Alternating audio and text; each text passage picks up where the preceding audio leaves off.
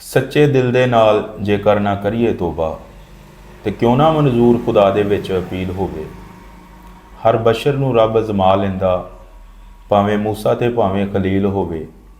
ਬਿਨਾਂ ਇਮਾਲ ਨਹੀਂ ਨਜਾਤ ਮਿਲਦੀ, ਭਾਵੇਂ ਲੱਖ ਸੀਨੇ ਤੇ ਲਿਖੀ ਅੰਜੀਲ ਹੋਵੇ। ਸੋ ਮੈਂ ਤੁਹਾਨੂੰ ਦੱਸਣਾ ਚਾਹੁੰਦਾ ਕਿ ਅਸੀਂ ਮਸੀਹੀ ਲੋਕ ਜਿੰਨੇ ਵੀ ਹਾਂ ਮੁਲਕ ਪਾਕਿਸਤਾਨ ਦੇ ਅੰਦਰ, ਪੂਰੀ ਦੁਨੀਆ ਦੇ ਅੰਦਰ ਕਲਾਮੇ ਖੁਦਾ ਇੱਕ ਹੀ ਆ।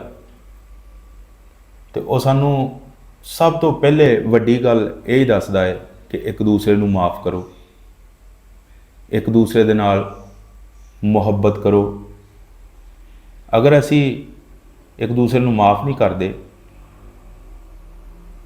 ਤੇ ਅਸੀਂ ਉਹਦੀ ਮੁਹੱਬਤ 'ਚ ਕਾਇਮ ਨਹੀਂ ਰਹਿੰਦੇ। ਕਿਉਂਕਿ ਲੂਕਾ ਦੀ ਇੰਜੀਲ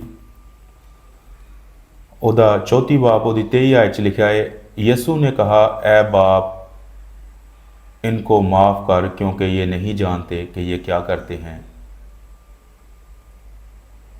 ਇੰਨੇ ਦੁੱਖਾਂ ਦੇ ਅੰਦਰ, ਇੰਨੀਆਂ ਮੁਸ਼ਕਲਾਂ ਦੇ ਅੰਦਰ, ਇੰਨੀ ਤੰਗੀ ਦੇ ਅੰਦਰ, ਇੰਨੀ ਅਜ਼ੀਅਤ ਦੇ ਅੰਦਰ ਯਿਸੂ ਨੇ ਇਹ ਲਫ਼ਾਜ਼ ਮਾफ़ੀ ਦੇ ਦੱਸੇ। ਤੇ ਸਾਨੂੰ ਵੀ ਚਾਹੀਦਾ ਹੈ ਕਿ ਇੱਕ ਦੂਸਰੇ ਨੂੰ ਮਾफ़ ਕਰੀਏ, ਕਿਉਂਕਿ ਸਾਡਾ ਖੁਦਾ ਮੁਹੱਬਤ ਕਰਨ ਵਾਲਾ ਖੁਦਾ ਹੈ, ਨਾ ਇੰਤਕਾਮ ਲੈਣ ਵਾਲਾ, ਨਾ ਬਦਲਾ ਲੈਣ ਵਾਲਾ।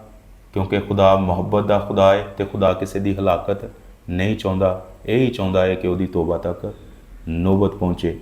ਸੋ ਆਈਏ ਆਪਣੇ ਕੰਮਾਂ ਤੋਂ ਤੋਬਾ ਕਰੀਏ, ਉਹ ਕੰਮ ਜਿਹੜੇ ਖੁਦਾ ਨੂੰ ਪਸੰਦ ਨਹੀਂ ਉਹਨਾਂ ਨੂੰ ਛੱਡੀਏ, ਤੋਬਾ ਕਰੀਏ ਤੇ ਖੁਦਾ ਦੇ ਵੱਲ ਆਈਏ ਤੇ ਖੁਦਾ ਦੇ ਨੂੰ ਆਪਣੇ ਦਿਲੋਂ ਪਿਆਰ ਕਰੀਏ ਔਰ ਖੁਦਾ ਸਾਡੇ ਦਿਲਾਂ ਨੂੰ ਲੈ ਲਏਗਾ। ਕਿਉਂਕਿ ਖੁਦਾ ਦਿਲ ਹੀ ਵੇਖਦਾ। ਅਗਰ ਦਿਲ ਪਾਕ ਆ ਤੇ ਖੁਦਾ ਲੈਣਾ ਚਾਹੁੰਦਾ ਹੈ ਤੇ ਦਈਏ ਆਪਣੇ ਦਿਲਾਂ ਨੂੰ ਤੇ ਖੁਦਾ ਦੇ ਨਾਲ ਜੁੜ ਜਾਈਏ। ਖੁਦਾ ਤੁਹਾਨੂੰ ਇਸ ਕਲਾਮ ਦੇ ਵਸੀਲੇ ਦੇ ਨਾਲ ਬਰਕਤ ਦੇਵੇ। ਆਮੀਨ।